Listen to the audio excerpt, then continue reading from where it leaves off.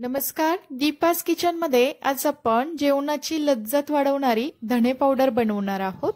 विशेष म्हणजे या धणे पावडरचा कलर सुद्धा अजिबात बदलत नाही, तसेच त्याचा सुवास सुद्धा अजिबात कमी होत नाही। अगदी तुम्ही 2 वर्षापर्यंत ही धणे पावडर स्टोअर करून ठेवू शकता। त्यासाठी काही खास टिप्स मी तुम्हाला देणार आहे।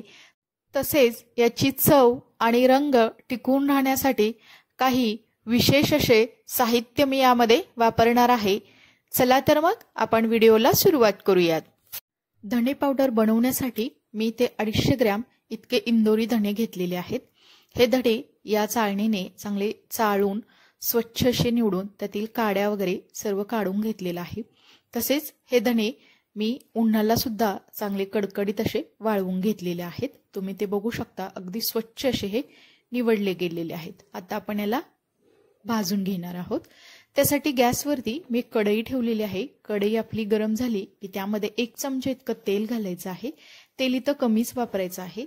त्यामध्ये हे आपण स्वच्छ असे निवडून घेतलेले सर्व धणे घालूयात। तर माझी कढई मोठी आहे त्यामुळे मी एकदम हे 250 ग्रॅम इतके धणे घातलेले आहेत। आता आपण हे धणे लो टू मीडियम गॅसवरती 7 ते 8 मिनिटांकरता चांगले भाजून घ्यायचे आहेत।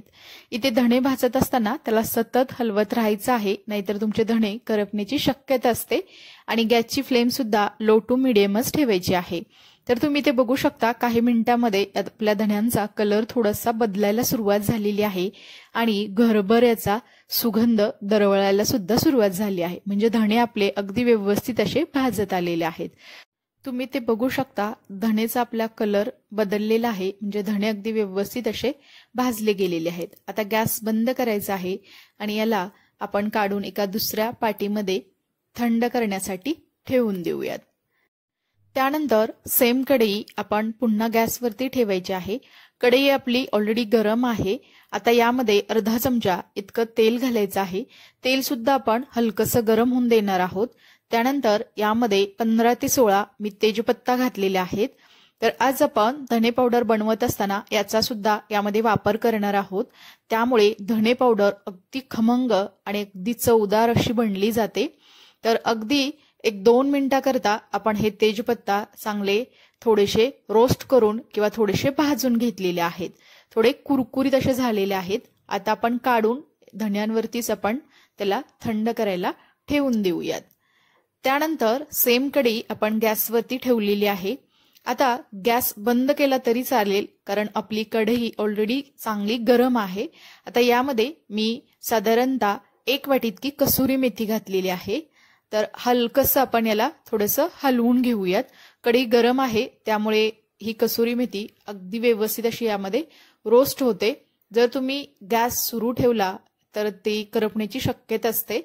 तर इथे कसुरी मेथी सुद्धा आपण थोडीशी रोस्ट करून घेतलेली आहे, मस्त कुरकुरीत बनली गेलेली आहे।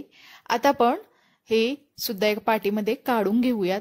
आता हे सर्व मसाले आपण थंड करून घेऊयात।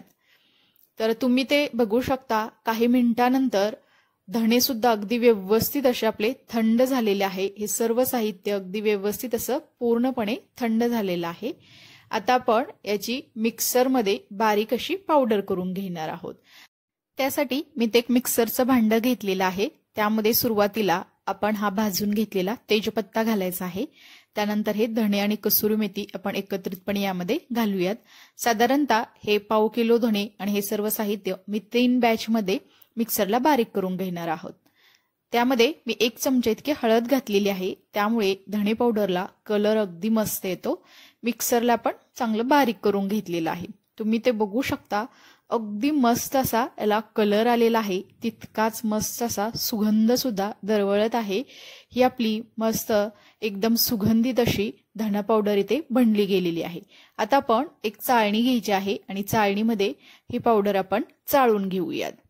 तर तुम्ही ते बघू शकता, आपण त्याला व्यवस्थित असं चाळून घ्यायचं आहे।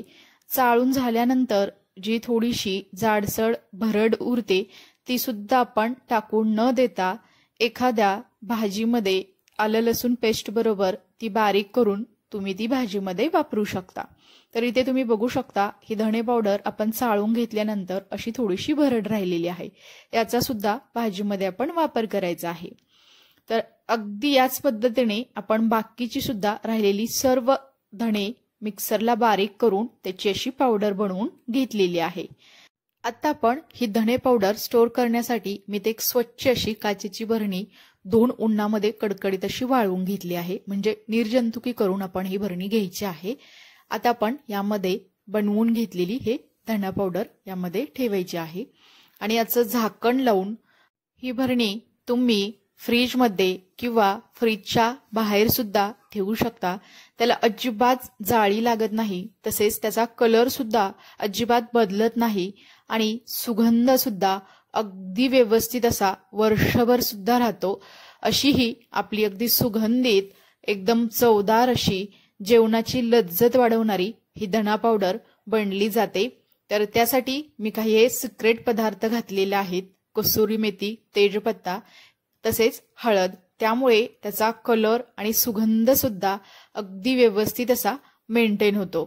ही रेसिपी तुम्हाला कशी वाटली हे मला नक्की कमेंट्समध्ये कळवा। रेसिपी आवडली असेल तर तुम्ही सुद्धा या पद्धतीने धणा पावडर बनवून अगदी वर्षभर व्यवस्थितपणे स्टोअर करू शकता।